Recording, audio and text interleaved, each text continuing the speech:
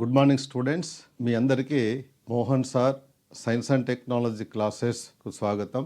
మనము APPSC group 2 ప్రిపరేషన్లో భాగంగా గ్రూప్ 2లో సైన్స్ అండ్ టెక్నాలజీ అనేది 75 మార్కులకు ఉన్నటువంటి పేపర్ ఉంది.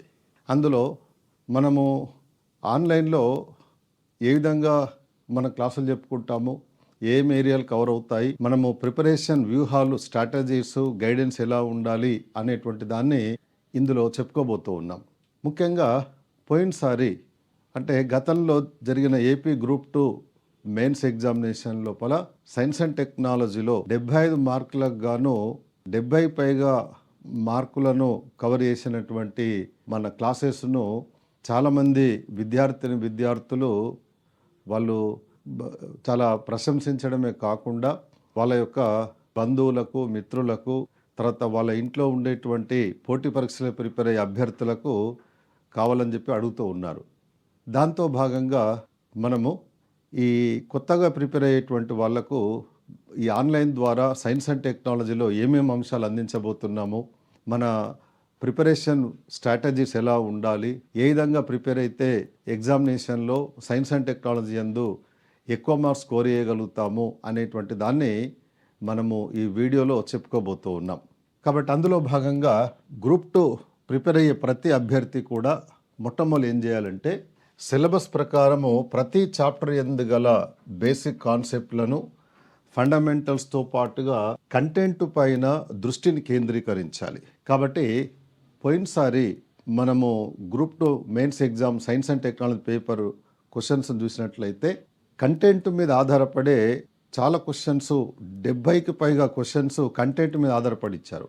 చాలామంది అప్పుడు గతంలో గ్రూప్ 2 మెయిన్స్ ఎగ్జామ్ అప్పుడు కొంతమంది ఇచ్చిన సరైనటువంటి గైడెన్స్ లేకపోవడంతో సైన్స్ అండ్ టెక్నాలజీ కొంతమంది అభ్యర్థులు నష్టపోయారు. అప్పుడు ఎందుకొరకంటే కొంతమంది ఏమని ప్రచారం చేశారు అంటే కేవలం సైన్స్ అండ్ టెక్నాలజీ అంటే కరెంట్ డెవలప్మెంట్స్ మాత్రమే, ప్రెస్ ఇన్ఫర్మేషన్ బ్యూరోలో ఇచ్చే అంశాలు మాత్రమే ప్రిపేర్ కావాలి అని చెప్పారు. అది సరి అయినటువంటిది కాదు. ప్రతి పోటీ పరీక్షలో కూడా ముఖ్యంగా ఈ సైన్స్ అండ్ టెక్నాలజీలో మనము ఫస్ట్ సిలబస్లో ఏమేం చాప్టర్లు ఉన్నాయి, అందులో ఉన్నటువంటి కంటెంట్ ప్రకారంగా బేసిక్ కాన్సెప్ట్స్, తర్వాత ఫండమెంటల్ పాయింట్స్ ఇవన్నీ ప్రిపేర్ కావాలి. ఆ ప్రిపేర్ అయిన తర్వాత అవి 90% అయితే ఒక 5 to 10% మాత్రమే కరెంట్ డెవలప్మెంట్స్ అనేటువంటివి ఉంటాయి.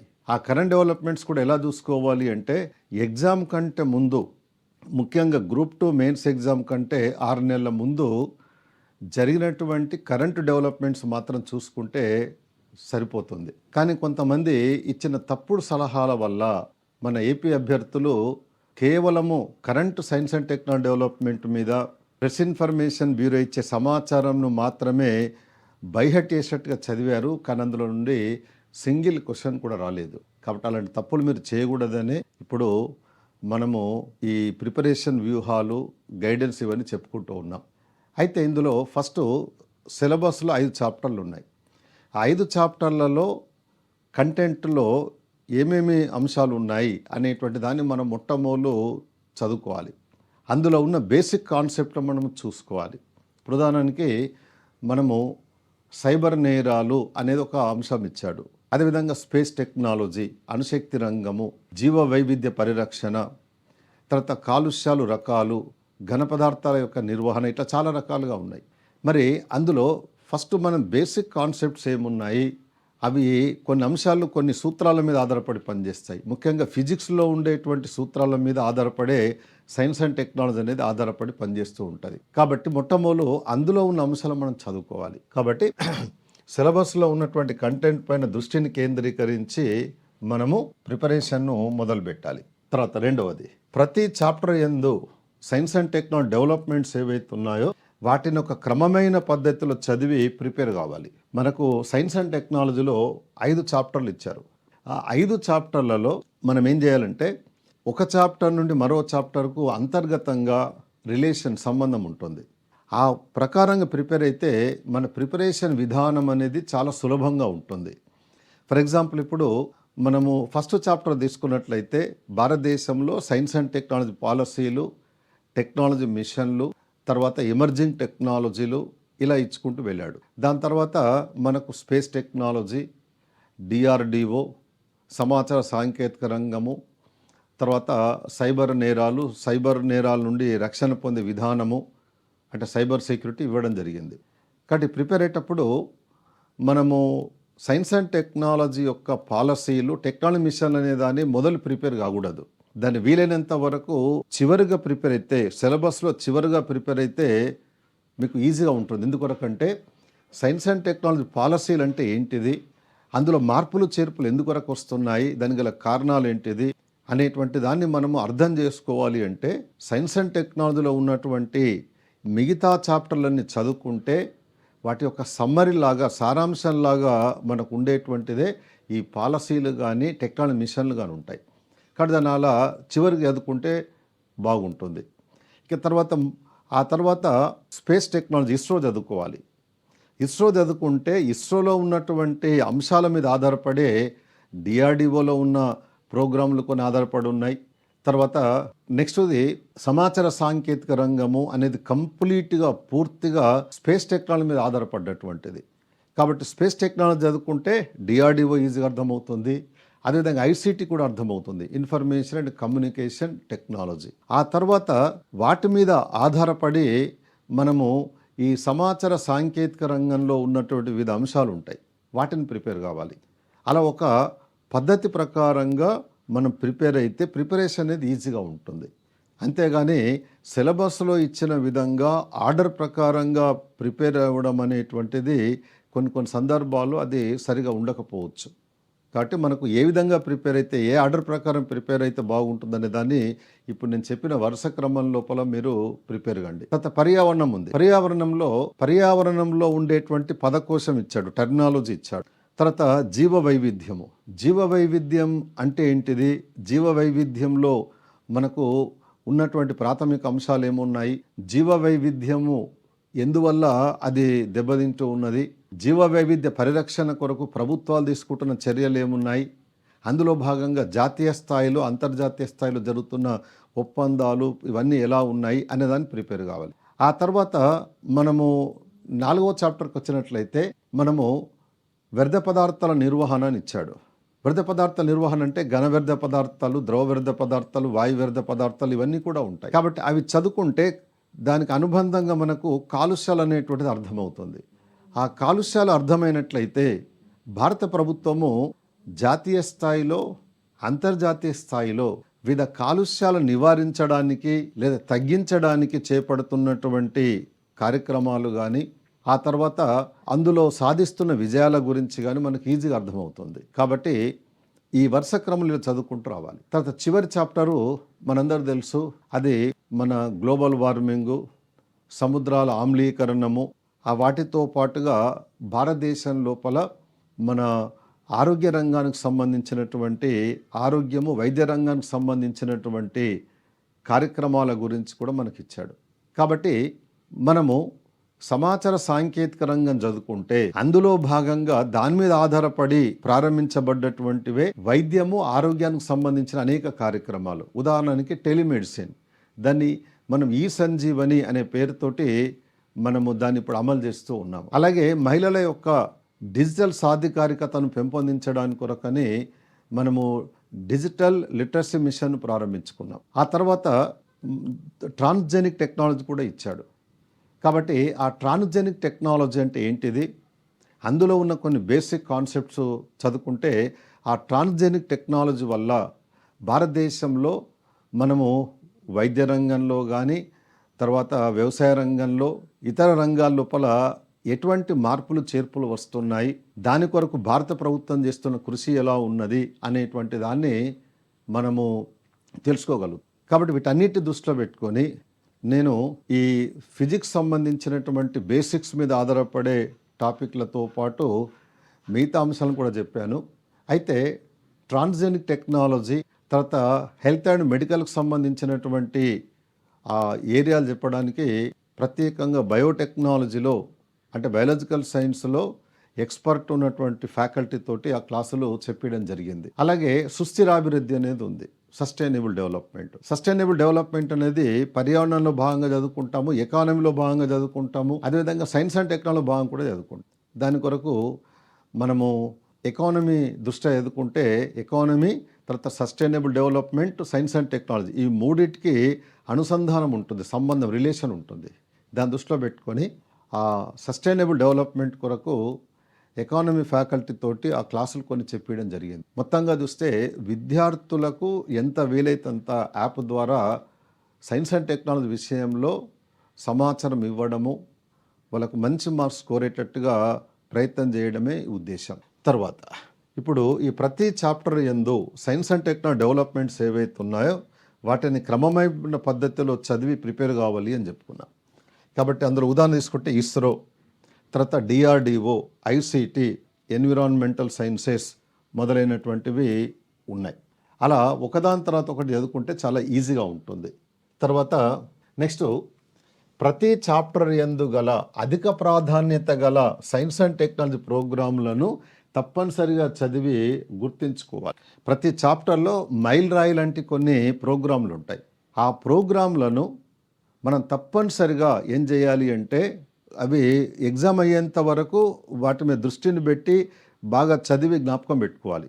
మన సిలబస్లో ఉన్నటువంటి వివిధ చాప్టర్లలో ఉన్న కొన్ని ముఖ్యమైన అంశాలను తీసుకున్నట్లయితే ఉదాహరణకి చంద్రయాన్-3లో భాగంగా మనము చంద్రుడి ఉపరితలం మీద విజయవంతంగా శివశక్తి పాయింట్ వద్ద దిగాం. కాబట్టి ఈ చంద్రయాన్-3 ప్రోగ్రాం గురించి చూసుకోవాలి.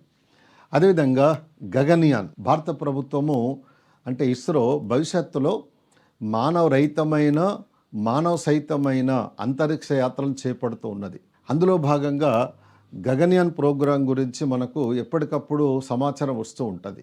దీని మీద కూడా మనం చూసుకోవాలి, ఇది చాలా ముఖ్యమైనటువంటిది. అలాగే బ్రహ్మాస్ క్షిపణి, ఇది ఒక క్రూయిజ్ క్షిపణి అని చెప్పి మనం కంటెంట్లో చదువుకుంటాం కూడా. కాబట్టి బ్రహ్మాస్ క్షిపణి అంటే ఏంటిది, అసలు బ్రహ్మాస్ క్షిపణి క్రూయిజ్ క్షిపణి ఎందుకంటారు, అదేవిధంగా ఈ ఆపరేషన్ సింధూర్లో ఈ క్షిపణి పోషించిన పాత్ర ఏంటిది, ఇవన్నీ కూడా మనము గుర్తుపెట్టుకోవాలి. తర్వాత నెక్స్ట్ మన కాలుష్యాలు నివారణ, తర్వాత ఘన వ్యర్థ పదార్థ నిర్వహణ, ఇవన్నీ ఉన్నాయి. అందులో భారత ప్రభుత్వము వ్యర్థ పదార్థాల నుండి ఆర్థికమైన అభివృద్ధిని సాధించడానికి కొరకు ప్రారంభించినటువంటి ఒక ప్రోగ్రాం పేరు స్వచ్ఛ భారత్ మిషన్. స్వచ్ఛ భారత్ మిషన్లో ఉపవిభాగంగా ప్రారంభించబడ్డటువంటిది గోబర్ధన్ స్కీమ్. ఈ గోబర్ధన్ స్కీమ్ గురించి కూడా మనం చదువుకోవాలి. అదేవిధంగా ఈ సంజీవని అంటే భారత ప్రభుత్వము టీవీలు, రేడియోలు, మొబైల్ ఫోన్లు, కంప్యూటర్ల ద్వారా అంటే ఇంటర్నెట్ ద్వారా ప్రజలకు కావలసినటువంటి వైద్య సేవలను అందిస్తూ ఉన్నది. దాన్ని టెలిమెడిసిన్ అంటాం. ఆ టెలిమెడిసిన్కు భారత ప్రభుత్వం పెట్టినటువంటి పేరు ఈ సంజీవని అంటారు. కాబట్టి ఇవన్నీ తప్పనిసరిగా చూసుకోవాల్సినటువంటి కొన్ని ముఖ్యమైనటువంటి అంశాలు. తర్వాత నెక్స్ట్ సైన్స్ అండ్ టెక్నాలజీ విభాగాల అధిపతులు, కొన్ని ముఖ్యమైన శాస్త్రవేత్తలు, ఆ తర్వాత ప్రయోగశాలల పేర్లు గుర్తుపెట్టుకోవాలి. అంటే సైన్స్ అండ్ టెక్నాలజీలో ఆయా విభాగాల యొక్క అధిపతుల పేర్లు అని చెప్పుకున్నాం. అంటే ఉదాహరణకి ఇస్రో ఉంది. ఇస్రో చైర్మన్గా డాక్టర్ నారాయణన్ గారు పనిచేస్తూ ఉన్నారు. ఆయన 2025 జనవరి నెలలో ఇస్రో చైర్మన్గా బాధ్యతలు స్వీకరించాడు. ప్రస్తుతం ఆయన కొనసాగుతూ ఉన్నాడు. కాబట్టి అటువంటి చైర్మన్ల యొక్క పేర్లు అడిగే అవకాశం ఉంటుంది. అట్లాగే డిఆర్డిఓ యొక్క చైర్మన్ కమ్ సెక్రటరీగా డాక్టర్ సమీర్ వి కామత్ అనే శాస్త్రవేత్త పనిచేస్తూ ఉన్నారు. ఆయన పేరు అడగవచ్చు. లేదా మన భారత అణుశక్తి సంఘం అధ్యక్షులుగా ప్రొఫెసర్ అజిత్ కుమార్ మొహంతి గారు పనిచేస్తూ ఉన్నారు. కాబట్టి ఇలా ఆయా విభాగాల యొక్క అధిపతుల పేర్లను, ముఖ్యమైన అధిపతుల పేర్లను అడిగేటువంటి అవకాశం కూడా ఉండవచ్చు. అదే సందర్భంలో ప్రయోగశాలలు అంటే భారతదేశంలో అనేక చోట్ల, అనేక రాష్ట్రాల్లో రకరకాల ప్రయోగశాలలు ఏర్పాటు చేయబడ్డాయి. ఇప్పుడు ఉదాహరణ తీసుకున్నట్లయితే మనము ఈ మొదటి చాప్టర్తో పాటు అంటే సైన్స్ అండ్ టెక్నాలజీలో ఉన్న మొదటి చాప్టర్ నుండి చివరి చాప్టర్ వరకు చదువుకుంటే ప్రతి చాప్టర్లో అనేక చోట్ల అనేక రకాలైనటువంటి పరిశోధనా కేంద్రాలను, రీసెర్చ్ అండ్ డెవలప్మెంట్ కేంద్రాలను, ప్రయోగశాలలను ఇవన్నిటి ఏర్పాటు చేశారు. పోటీ పరీక్షలో ఆ ప్రయోగశాలల పేర్లు కానీ, ఆ ప్రయోగశాలలు ఎక్కడ ఉన్నాయని అడుగుతూ ఉంటారు. For example Indian institute of science అనేది ఎక్కడ ఉన్నది, అంటే అది బెంగళూరులో ఏర్పాటు చేయబడ్డది. అలాగే రామన్ రీసెర్చ్ ఇన్స్టిట్యూట్ అనేటువంటి దాన్ని ఎక్కడ స్థాపించారు, అది కూడా బెంగళూరులో ఉంది. Naval science and technology laboratory అనే దాన్ని ఎక్కడ ఏర్పాటు చేశారని అడగవచ్చు. అది మన విశాఖపట్నంలో ఏర్పాటు చేయబడ్డటువంటిది. హైదరాబాద్లో మనకు నేషనల్ ఇన్స్టిట్యూట్ ఆఫ్ న్యూట్రిషను, తర్వాత ఐఐసిటి అంటే Indian institute of chemical technology, ఇలా అనేకమైనటువంటి ప్రయోగశాలలు అనేటువంటి అక్కడక్కడ ఏర్పాటు చేయబడ్డాయి. కాబట్టి వాటి గురించి అడిగేటువంటి అవకాశం ఉంటుంది. ఇది మనం క్లాసులు చెప్పుకుంటూ ఉన్నప్పుడు ఆ క్లాసులలో ఆ కంటెంట్లో భాగంగా మనము ఈ ప్రయోగశాలన్నిటి కూడా డీటెయిల్గా చెప్పుకోవడం అనేది జరుగుతుంది. తర్వాత నెక్స్ట్ పర్యావరణంకు సంబంధించినటువంటి తాజా సమాచారము, అందుకొరకు జరిగినటువంటి లేటెస్ట్ సమావేశాలు, ఒప్పందాలు, నిబంధనలు మొదలైనటువంటి వాటిని కూడా మనము చూసుకోవాలి. ఇప్పుడు పర్యావరణానికి సంబంధించినటువంటి తాజా సమాచారం ఉదాహరణ తీసుకున్నట్లయితే ఈ సంవత్సరము తొలినాళ్లలో అంటే జనవరి నెలలో, తర్వాత ఫిబ్రవరి నెలలో కూడా భారతదేశంలోని అనేక పట్టణాలలో విపరీతమైన వాయు కాలుష్యం ఏర్పడ్డది. అంటే న్యూఢిల్లీలో కానీ, హైదరాబాద్లో కానీ, లేదా భారతదేశంలోని అనేక ప్రధానమైనటువంటి నగరాల్లో విపరీతమైన వాయు కాలుష్యం ఏర్పడ్డది అని చెప్పి మనకు ప్రభుత్వము సమాచారం అందిస్తూ ఉన్నది. అది దేని కిందకి వస్తుందంటే తాజా సమాచారం కిందకి వస్తుంది. అట్లాగే అదే సందర్భంలో మన పర్యావరణ పరిరక్షణ కొరకు, జీవ వైవిధ్య సంరక్షణ కొరకు, లేదా మన వ్యర్థ పదార్థాలను సమర్థవంతంగా నిర్వహించడానికి కొరకు భారత ప్రభుత్వము అనేకమైనటువంటి కార్యక్రమాలను చేపడుతూ అందులో భాగంగా జాతీయ స్థాయిలో, అంతర్జాతీయ స్థాయిలో వివిధ దేశాలతో కానీ వివిధ సంస్థలతో మనం ఒప్పందాన్ని కుదుర్చుకుంటూ ఉన్నాం. ఆ ఒప్పందాల గురించి కూడా మనకి ఎగ్జామినేషన్లో అడగవచ్చు. అదేవిధంగా ఈ పర్యావరణకు సంబంధించి అంటే కాలుష్యాలను తగ్గించడానికి కొరకు ప్రభుత్వం చేపట్టినటువంటి చర్యల్లో భాగంగా అనేక నియమ నిబంధనలను ప్రవేశపెట్టారు. Rules and regulations. వాటి గురించి కూడా మనకు అడిగేటువంటి అవకాశాలు ఉంటాయి. ఇప్పుడు భారత ప్రభుత్వము ఒక ఇంటిలో ప్రతిరోజు ఉత్పత్తి అయ్యే గృహ వ్యర్థ పదార్థాలను 2 భాగాలుగా విభజించింది. వాటిని తడి చెత్త, పొడి చెత్త అని అంటారు. డ్రై వేస్ట్, తర్వాత వెట్ వేస్ట్ అంటారు. ఆ రెండింటిని వేరు చేయాలి. దాని కొరకు కొన్ని నియమ నిబంధనలు ఇచ్చారు. అదేవిధంగా వ్యర్థ పదార్థాలను గృహాల నుండి ఎలా సేకరించాలి, సేకరించినటువంటి వ్యర్థ పదార్థాలను మనము డంప్ యార్డ్కి ఎలా తీసుకొని వెళ్ళాలి, డంప్ యార్డ్ తీసుకొని వెళ్ళిన తర్వాత వ్యర్థ పదార్థాల స్వభావాన్ని బట్టి వాటిని ఏ విధంగా మనము సమర్థవంతంగా వాటిని నిర్వహించాలి అనే దానికి కొన్ని నియమ నిబంధనలు ఉన్నాయి. ఆ నియమ నిబంధనలు తర్వాత వాటన్నిటిని మనము జాగ్రత్తగా చూసుకోవాలి. తర్వాత మన సైన్స్ అండ్ టెక్నాలజీ సిలబస్లో 5 చాప్టర్స్ ఎందుగల చట్టాలు, మార్గనిర్దేశకాలు, నిబంధనలు ఇవేవేవి ఉన్నాయో వాటిని కూడా మనం చూసుకోవాలి. అంటే చట్టాలు, యాక్ట్స్ ఉదాహరణకి తీసుకున్నట్లయితే అణుశక్తి రంగానికి సంబంధించినటువంటి చట్టాన్ని మనం మార్చి భారతదేశం యొక్క అణుశక్తి రంగంలో ప్రభుత్వ రంగంతో పాటుగా అంటే ప్రభుత్వంతో పాటుగా ప్రైవేట్ రంగాన్ని కూడా ఆహ్వానించడానికి కొరకు చట్టాన్ని సవరించారు. ఆ కొత్త చట్టాల గురించి ఇక్కడ చదువుకోవాలి. తర్వాత దాన్ని శాంతి బిల్ అని పేరు పెట్టారు, శాంతి బిల్. తర్వాత నెక్స్ట్ మన సైబర్ సెక్యూరిటీ చట్టాలు ఉన్నాయి. ఒక వ్యక్తి సైబర్ నేరానికి గురైనప్పుడు ఏ నిబంధనల ప్రకారంగా ఆ పౌరుడికి రక్షణ ఉంటుంది, అదేవిధంగా ఒక వ్యక్తి సైబర్ నేరాలకి పాల్పడ్డట్లయితే పాల్పడ్డ నేర తీవ్రతను బట్టి ఎటువంటి శిక్షలు ఉంటాయి అనే దాన్ని వివరించడానికి చట్టాలు ఉన్నాయి. అలాగే మనము గతంలో భారత ప్రభుత్వము national personal data protection bill అనే దాన్ని ప్రవేశపెట్టింది. దాన్నే డిజిటల్ పర్సనల్ డేటా యాక్ట్ అని చెప్పి అంటారు. దానికి సంబంధించినటువంటి విధి విధానాలను ఈ మధ్య ప్రకటించారు. అంటే పాలసీలను, చట్టాలను, అందులో ఉన్న నియమ నిబంధనలు ప్రకటించారు. అంటే ఒక వ్యక్తి యొక్క డిజిటల్ పర్సనల్ డేటాను అంటే వ్యక్తికి సంబంధించినటువంటి వ్యక్తిగతమైన వివరాలను ఇతరులు ఒకవేళ దుర్వినియోగం చేసినట్లయితే ఆ దుర్వినియోగానికి పాల్పడ్డ వ్యక్తులను గుర్తించి వాళ్ళని శిక్షించడానికి కావలసినటువంటి పద్ధతులను, తర్వాత వాళ్ళకు విధించేటువంటి జైలు శిక్షను, తర్వాత జరిమానాలను వాటన్నిటినీ ఈ చట్టంలో పొందుపరిచారు. కాబట్టి అలాంటి చట్టాల గురించి కూడా మనం ఇందులో చదవాలి. తర్వాత మార్గనిర్దేశకాలు, గైడెన్స్ అంటారు, గైడ్లైన్స్. ఒక సైన్స్ అండ్ టెక్నాలజీలో ఒక ప్రోగ్రాం చేపడుతున్నప్పుడు అనుసరించాల్సినటువంటి గైడెన్స్ ఎలా ఉంటుంది అనేటువంటి దాన్ని ఇక్కడ మనం చూసుకోవాలి. తర్వాత నెక్స్ట్ నెలవారీగా అంటే మంత్లీగా ప్రతి మంత్లో సైన్స్ అండ్ టెక్నాలజీ డెవలప్మెంట్స్ను మనము తప్పనిసరిగా చూసుకోవాల్సి ఉంటుంది. అంటే 1వ తేదీ నుండి నెల చివరి వరకు 31వ తేదీ వరకు ఉన్నటువంటి సైన్స్ అండ్ టెక్నాలజీలోని వివిధ రంగాలలో డెవలప్మెంట్స్ వస్తూ ఉంటాయి. అంటే సమాచార సాంకేతిక రంగంలో ఉదాహరణకు 5G టెక్నాలజీ, కొత్తగా రాబోతున్న 6G టెక్నాలజీ కావచ్చు, కొత్త కొత్త సూపర్ కంప్యూటర్లు, అదేవిధంగా క్వాంటమ్ కంప్యూటర్లు, తర్వాత ఇస్రో ప్రయోగించబోతున్నటువంటి కొత్త కొత్త రకాలైన రాకెట్లు, ఉపగ్రహాలు, డిఆర్డిఓ పరీక్షిస్తున్న కొత్త రకాలైనటువంటి క్షిపణులు, ఆయుధ వ్యవస్థలు, తర్వాత కాలుష్యాన్ని నివారించడానికి దేశంలో ఉన్నటువంటి ఆయా ఐఐటీలు కనుగొంటున్న కొత్త కొత్త ఆవిష్కరణములు, తర్వాత మన ఆరోగ్య రంగానికి సంబంధించి వచ్చినట్లయితే, హెల్త్ అండ్ మెడికల్ సంబంధించి వచ్చినట్లయితే భారతదేశంలో ఉన్న అనేక సంస్థల వాళ్ళు కొత్త కొత్త రకాలైన వ్యాక్సిన్లను, ఔషధాలను, తర్వాత రోగ నిర్ధారణ పరీక్ష పద్ధతులను ఆవిష్కరిస్తూ ఉన్నారు. అదేవిధంగా వ్యవసాయ రంగానికి సంబంధించి కొత్త కొత్త రకాలైన వంగడాలను, అదేవిధంగా వ్యవసాయ రంగంలో క్రిమిసారక మందులను, మామూలు క్రిమిసారక మందులకు బదులుగా నానో క్రిమిసారక మందులను ఆవిష్కరిస్తూ ఉన్నారు. కాబట్టి అలాంటి లేటెస్ట్ డెవలప్మెంట్స్ అనే దాన్ని చూసుకోవాలి.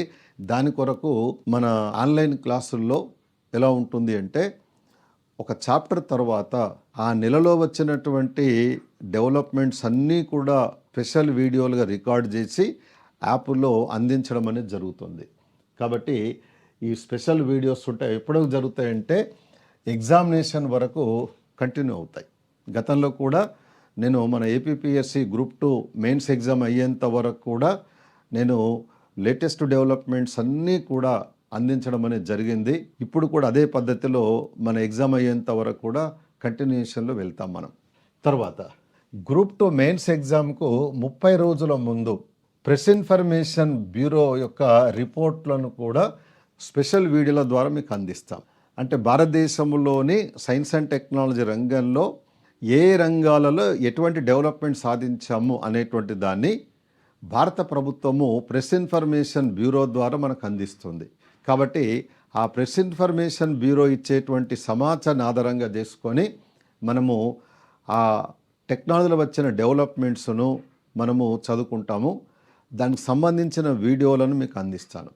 అంటే ఎగ్జామ్కు నెల రోజుల ముందు వరకు కూడా లేటెస్ట్గా, వీలైతే ఎగ్జామ్కు నెల రోజుల ముందే కాదు, ఇంకా వీలైతే ఎగ్జామ్ కంటే 15 రోజుల ముందు వరకు కూడా ఏమైనా డెవలప్మెంట్స్ ఉంటే స్పెషల్ వీడియోల ద్వారా అందించడం అనేటువంటిది జరుగుతుంది. తర్వాత సైన్స్ అండ్ టెక్నాలజీ యందు గల అవార్డుల వివరాలు. ఇప్పుడు భారత ప్రభుత్వము మన భారతదేశంలో ఉన్నటువంటి ఆయా రంగాలలో, అంటే వైద్య రంగము, తర్వాత స్పేస్ టెక్నాలజీ, రక్షణ రంగము, సమాచార సాంకేతిక రంగము, తర్వాత అణుశక్తి రంగము, బయోటెక్నాలజీ, పర్యావరణము, ఇలా అనేక రంగాలలో అవార్డులు ఇస్తూ ఉంటారు. ఆ అవార్డుల యొక్క పేర్లు, ఆ అవార్డును పొందినటువంటి శాస్త్రవేత్తల యొక్క పేర్లను కూడా మనము చూసుకోవాలి. వాటిని కూడా ఈ యాప్ ద్వారా మీకు అందించడం అనేటువంటి జరుగుతుంది. ఎందుకొరకంటే ఇంతకుముందు మనము సైన్స్ అండ్ టెక్నాలజీలో ఎక్కువగా మనము చదువుకున్నటువంటివి ఏంటిది అంటే శాంతి స్వరూప్ భట్నగర్ అవార్డు గురించి చదువుకునే వాళ్ళం. కానీ ఇప్పుడు భారత ప్రభుత్వము వైజ్ఞానిక రత్న అనే పేరుతోటి అనేకమైన అవార్డులను ఇస్తూ ఉన్నది. దాంతోపాటుగా మన విక్రమ్ సారాభాయ్ అవార్డు కానీ, లేకపోతే వైద్య రంగంలో ఇచ్చే అవార్డులు కానీ, వ్యవసాయ రంగంలో అందించేటువంటి నార్మన్ బోర్లాగ్ అవార్డ్స్ కానీ, ఇలా అనేక రకాలైన అవార్డులు ఉంటాయి. అవి ఎగ్జామ్ కంటే ముందు ఏ శాస్త్రవేత్తకు అలాంటి అవార్డులు ఇచ్చారు అనేటువంటి దాన్ని మనము ఎప్పటికప్పుడు మంత్లీ వైజ్ డెవలప్మెంట్స్లో భాగంగా మీకు అందించడం అనేది జరుగుతుంది. తర్వాత ప్రతి చాప్టర్ యందు ప్రాక్టీస్ టెస్ట్ అనేటువంటిది ఉంటుంది. మనకు సిలబస్లో ఎన్ని చాప్టర్స్ అయితే ఉన్నాయో అన్ని చాప్టర్లలో తప్పనిసరిగా ప్రాక్టీస్ టెస్ట్ అనేటువంటి వాటిని కండక్ట్ చేయడం అనేది జరుగుతుంది. కాకపోతే చాలామంది ఏమనుకుంటారంటే మనము ఎక్కువ టెస్టులు ఉంటే బాగుంటుందేమని. ఎక్కువ టెస్టులు తక్కువ టెస్టులు అనే దానికంటే ఆ విద్యార్థికి కంటెంట్ మీద ఎంత కమాండింగ్ ఏర్పడ్డది అనేది ఇంపార్టెంట్. మీరు క్వశ్చన్స్ వందల క్వశ్చన్స్ అటెంప్ట్ చేసినా 10-15 క్వశ్చన్స్ 20 క్వశ్చన్స్ అటెంప్ట్ చేసినా దానివల్ల వచ్చేది ఏమీ లేదు. ఒక ప్రాక్టీస్ అవుతుంది, దాని పేరే ప్రాక్టీస్ టెస్ట్. కాబట్టి ఫస్ట్ మనం చేయాల్సి ఏంటంటే కంటెంట్ మీద బాగా కమాండింగ్ సంపాదించాలంటే ఇందా చెప్పినట్టుగా ఒక క్రమమైన పద్ధతిలో చదువుకొని మనము కంటెంట్ మీద మంచి కమాండింగ్ సంపాదిస్తే, మంచి అవగాహన సంపాదిస్తే మనము ప్రాక్టీస్ టెస్ట్లు ఎన్ని రాసినా సరే అందులో మనం ఎంతవరకు పర్ఫెక్ట్ అనేది తెలిసిపోతుంది. కాబట్టి ఫస్ట్ కంటెంట్ మీద దృష్టిని పెట్టండి.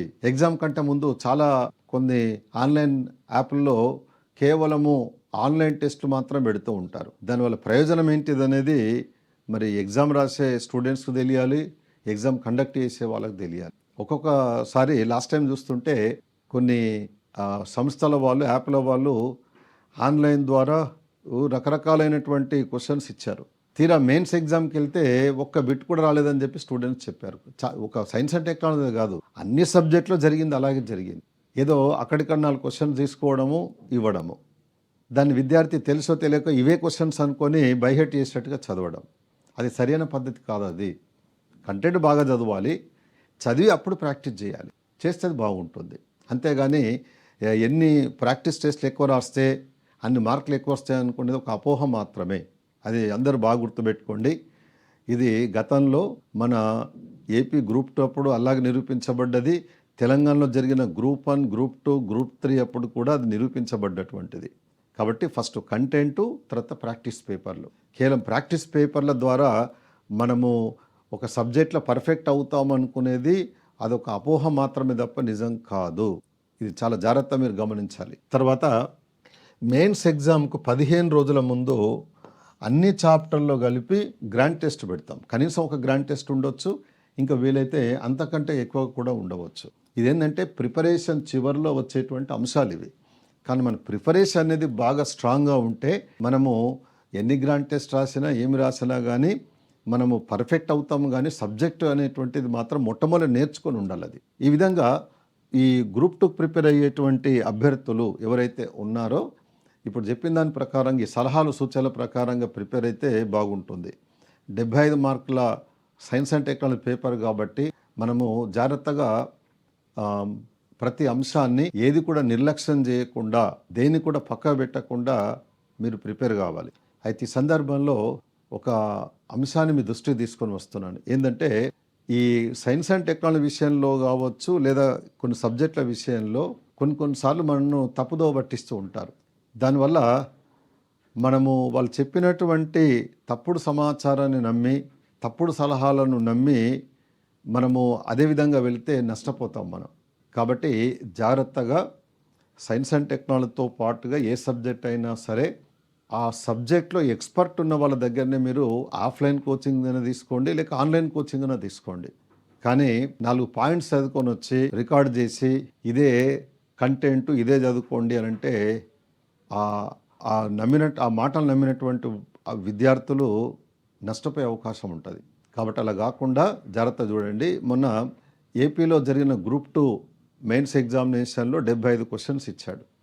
ఆ ప్రశ్నల సరళిని గమనించినప్పుడు ఎట్లా ఉంది అంటే మొత్తము దాదాపుగా 70కి పైగా క్వశ్చన్స్ అనేటువంటివి కంటెంట్ మీద, ఆ తర్వాత అందులో ఉన్న బేసిక్స్ మీదనే క్వశ్చన్స్ ఇచ్చాడు.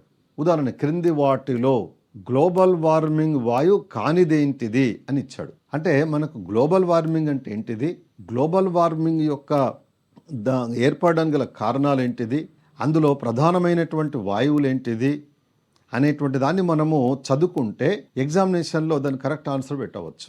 అంతేగాని ఈ మధ్య గ్లోబల్ వార్మింగ్ అనేది ఎక్కడెక్కువ గుర్తించబడ్డది, ఇక ఇదే పాయింట్ మీరు ఇదే ఎదుకోండి అన్నట్టుగా చేస్తే ఆ విద్యార్థి గ్లోబల్ వార్మింగ్ అనేది చదవట్లేదు. ఇక్కడ గ్లోబల్ వార్మింగ్ కారణమైనటువంటి వాయువుల గురించి కూడా చదవట్లేదు. ఏం చదువుతున్నాడు, ప్రపంచంలో గ్లోబల్ వార్మింగ్ యొక్క ప్రభావం ఎక్కడెక్కువ ఉంది అంతే చదువుతున్నాడు. కానీ ఎగ్జామ్లో అది అడగట్లేదు. అది ఎప్పుడు చదువుకోవాలి, ప్రపంచంలో గ్లోబల్ వార్మింగ్ ఎక్కడెక్కువ నమోదైంది అనేటువంటి దాన్ని చాప్టర్ ఎండింగ్లో చదువుకోవాలి. దాన్ని గ్లోబల్ వార్మింగ్ అనే చాప్టర్ ఎండింగ్లో దాన్ని చదువుకుంటే బాగుంటుంది. అంతేగాని పైన చదువుకుంటే మాత్రము మనము చాలా తప్పు చేసిన వాళ్ళం అవుతాం. అలాగే క్షిపణుల విషయంలో ఇచ్చారు. క్షిపణుల విషయం లోపల క్షిపణుల విషయంలో ఇచ్చినటువంటిది ఏంటిది అంటే బ్రహ్మాస్ అనే క్షిపణి ఏ దేశ సహకారంతో రూపొందించారని ఇచ్చాడు, అది రష్యా. ఇప్పుడు ఆపరేషన్ సింధూర్లో మనం బ్రహ్మాస్ను వాడాం కాబట్టి బ్రహ్మాస్ క్షిపణి ఏదైతే ఉందో అది పోషించినటువంటి పాత్ర గురించి కావచ్చు, తర్వాత నెక్స్ట్ బ్రహ్మాస్ క్షిపణిలో ఉండే రకాల గురించి అడిగితే అడగవచ్చు. లేదా అవి కాకుండా అగ్ని క్షిపణిలో అనేకమైనటువంటి రకాలను రూపొందిస్తూ ఉన్నారు.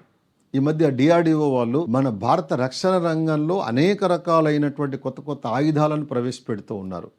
అలాగే కొత్త కొత్త రకాల రోబోటిక్స్ను ప్రవేశపెడుతూ ఉన్నారు. వాటి గురించి అడిగే అవకాశాలు ఉంటాయి. ఇప్పుడు మనము విశాఖపట్నంలోని రైల్వే స్టేషన్లో రోబోను ఒక నిఘా పోలీస్గా అక్కడ ఏర్పాటు చేశారు. కాబట్టి ఆ నిఘా పోలీస్ ఏం చేస్తుంది అంటే ఆ రైల్వే స్టేషన్కు వస్తున్నటువంటి ప్రయాణికులలో ఎవరైనా నేరస్తులున్నా, సంఘ విద్రోహ శక్తులు ఎవరు ఉన్నట్లయితే వాళ్ళని గుర్తిస్తుంది. ఇది భారతదేశంలో మొట్టమొదటిసారిగా ఒక రోబోను మనం రైల్వే స్టేషన్లో ఏర్పాటు చేసి నేరస్తులను గుర్తించుతున్నామంటే అది విశాఖపట్నం అనేది మొట్టమొదటి పట్టణంగా లేక సిటీగా మనం చెప్పుకోవచ్చు. సో దాని మీద క్వశ్చన్స్ అడగడానికి స్కోప్ అనేటువంటిది ఉంటుంది. కాబట్టి ఫస్ట్ రోబో అంటే ఏంటిది, అక్కడ అమర్చినటువంటి రోబోని ఏ రోబో అంటారు, దానికి శాస్త్రవేత్తలు పెట్టిన పేరేంటిది, అందులో ఏ టెక్నాలజీ వాడారు, ఇవన్నీ తెలుసుకొని ఉంటే మనకు సులభం అవుతుంది. అంతేగాని పైపైన మాత్రము చదువుకోకూడదు. ఇక 2025 జనవరి నెల నుండి 2025 డిసెంబర్ వరకు మంత్లీ వైజ్గా సైన్స్ అండ్ టెక్నాలజీలో ఉన్నటువంటి అన్ని అంశాల మీద, అంటే ఇప్పుడు చెప్పుకున్న సిలబస్లో ఉన్న 5 చాప్టర్లు ఏవైతే ఉన్నాయో ఆ 5 చాప్టర్లలో ఉన్నటువంటి డెవలప్మెంట్స్ ఏవైతే ఉన్నాయో వాటిని 2025 జనవరి నెల నుండి డిసెంబర్ వరకు రికార్డ్ చేసి మంత్లీ వైజ్గా వచ్చిన డెవలప్మెంట్స్ అన్నీ కూడా మీకు ఈ యాప్లో వీడియోల రూపంలో మీకు అందించడం అనేది జరుగుతుంది.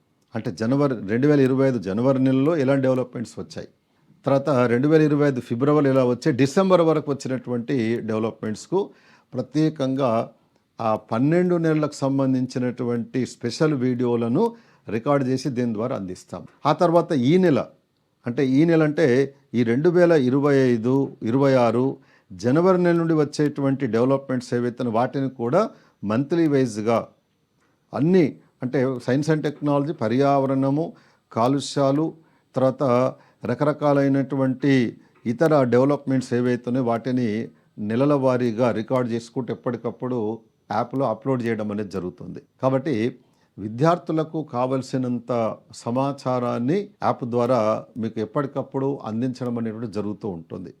ఇక వీటికి సంబంధించి ఈ యాప్ను కొనుగోలు చేసినటువంటి విద్యార్థులు ఎవరైతే ఉన్నారో ఆ యాప్లో ఉన్నటువంటి కంటెంట్ ఏదైతే ఉందో అవన్నీ చెప్పిన తర్వాత లేటెస్ట్ డెవలప్మెంట్స్ ఏవైతే ఇప్పుడు ఇస్రోనే ఉంది, ఇస్రోకి సంబంధించినటువంటి వీడియోలు రికార్డ్ చేసిన తర్వాత ఆ తర్వాత వచ్చే డెవలప్మెంట్స్ ఏవైతే ఉన్నాయో వాటిని ఇందా చెప్పినట్టుగా ఈ మంత్లీ వైజ్గా రికార్డెడ్ వీడియోల రూపంలో, లేటెస్ట్ వీడియోల రూపంలో వాటిని మీకు అందించడం జరుగుతుంది. ఎప్పటి వరకు అంటే మీ గ్రూప్ 2 మెయిన్స్ ఎగ్జామ్ అయ్యేంత వరకు అది జరుగుతూనే ఉంటుంది. కాబట్టి దీన్ని దృష్టిలో పెట్టుకోండి. అంతేగాని కంటెంట్ను మార్చలేరు. చాలామంది విద్యార్థులకు ఉండే అపోహ ఏంటంటే లేటెస్ట్ డెవలప్మెంట్సే సరి అయిందేమో అనుకుంటారు. కాదు, కంటెంట్ అనేది ఇంపార్టెంటు. కంటెంట్ తర్వాత లేటెస్ట్ డెవలప్మెంట్స్ చూసుకోవాలి. ఆ లేటెస్ట్ డెవలప్మెంట్స్ కూడా ఎలాగంటే గ్రూప్ 2 మెయిన్స్ ఎగ్జామ్ కంటే 6 నెలల ముందు ఉన్నటువంటి డెవలప్మెంట్ చూసుకుంటే సరిపోతుంది. దాదాపుగా అటువంటి డెవలప్మెంట్స్ ఉండే ఎగ్జామినేషన్లో క్వశ్చన్స్ అనేటువంటి వాటిని ఇస్తూ ఉంటారు. అంతేగాని మనకు కంటెంట్ని పక్క పెట్టకూడదు. తర్వాత నెక్స్ట్ ఈ యాప్ను కొనుగోలు చేసినటువంటి స్టూడెంట్స్ ఎవరైతే ఉన్నారో ఇక మెటీరియల్ విషయంలో చెప్తూ ఉన్నాను. ఏంటంటే మన group 2 AP group 2 science and టెక్నాలజీకి సంబంధించి మొత్తం సిలబస్ను 2 భాగాలుగా తీసుకొని దాన్ని నోట్స్ బుక్ తయారు చేయడం జరిగింది. పార్ట్ 1లో చాప్టర్ 1, చాప్టర్ 2 ఉంటాయి. అంటే స్పేస్ టెక్నాలజీ, డిఆర్డిఓ, తర్వాత అణుశక్తి రంగము ఇలాంటివి ఉంటాయి. తర్వాత చాప్టర్ 2 ఇంధన వనరులు, వాటి రకాలు, అందులో సాధిస్తున్న విజయాలు, వీటికి సంబంధించి ఉంటాయి. అలా ఎందుకు 2గా డివైడ్ చేశామంటే మొత్తం సిలబస్ 2 పార్ట్స్కి ఎందుకు డివైడ్ చేశామంటే సిలబస్ చాలా లెందీగా ఉంది. కాబట్టి ఈ చాప్టర్ 1 అనే దాన్ని వాస్తవంగా చెప్పాలంటే 5 లేదా 6 చాప్టర్లుగా డివైడ్ చేసుకోవచ్చు మనం. మొదటి చాప్టర్నే ఉపవిభాగాలుగా సబ్ చాప్టర్ విభజిస్తే సబ్ చాప్టర్స్గా దాదాపు 5 నుండి 6 చాప్టర్లు అవుతాయి. ఎలాగంటే ఇప్పుడు సైన్స్ అండ్ టెక్నాలజీ పాలసీలు, తర్వాత టెక్నాలజీ మిషన్లు, ఎమర్జింగ్ టెక్నాలజీ ఉంది, అదొక చాప్టర్ అవుతుంది. ఇస్రో మరొక చాప్టరు, డిఆర్డిఓ 3వ చాప్టరు, సమాచార సాంకేతిక రంగం 4వ చాప్టరు, తర్వాత సైబర్ సెక్యూరిటీ 5వ చాప్టర్ అవుతుంది. తర్వాత అణుశక్తి రంగం ఇచ్చాడు, అది 6వ చాప్టర్ అవుతుంది. అంటే విపరీతమైన సిలబస్ను తీసుకొని వచ్చి చాప్టర్ 1లో పెట్టారు. అందువల్ల చదవడానికి అది ఒక చాప్టరే కానీ ఆ చాప్టర్ యొక్క లెంత్ చాలా చాలా ఎక్కువగా ఉంటుంది. దాని కింద 2వ చాప్టర్ కింద మనకి ఇచ్చినటువంటిది ఏంటిది అంటే అదే మన ఇంధన వనరులు రకాలు, అందులో పునరుత్పాదక ఇంధన వనరులు, వాటి సాధిస్తున్నటువంటి విజయాలు, వివిధ కార్యక్రమాలు ఇవన్నీ ఉన్నాయి. కాబట్టి చాప్టర్ 1 చాప్టర్ 2 కలిపి ఒక బుక్ తయారు చేశాము. ఆ బుక్ను మీరు ఆన్లైన్ ద్వారా కూడా కొనుగోలు చేయవచ్చు. అందులో ఉన్నటువంటి కంటెంట్ అనేది కంప్లీట్గా ఏదైతే ఉందో కవర్ చేయబడ్డది. అంటే చాప్టర్ 1 చాప్టర్ 2లో ఉన్న అన్ని చాప్టర్ల యొక్క అన్ని సబ్ టాపిక్స్ యొక్క కంటెంట్ అనేది పార్ట్ 1 బుక్లో అది కవర్ చేయబడ్డది. అది ఆన్లైన్ ద్వారా మీకు అందుబాటులో ఉంటుంది. ఆ వివరాలు కూడా యాప్ చివరిలో అంటే వీడియో చివరిలో ఇవ్వడం జరుగుతుంది. తర్వాత చాప్టర్ 3, 4, 5 పర్యావరణానికి సంబంధించి, వ్యర్థ పదార్థాల నిర్వహణకు సంబంధించి, తర్వాత చివరగా సముద్రాల ఆమ్లీకరణము, భారతదేశంలో వైద్యం ఆరోగ్య రంగంలో ప్రారంభించిన కార్యక్రమాలు ఏవైతే ఉన్నాయో ఆ 3కి సంబంధించి మామూలుగా అవి కూడా 3 పీడిఎఫ్లు అనేటువంటివి ఇందులో అప్లోడ్ చేయడం జరుగుతుంది యాప్లో.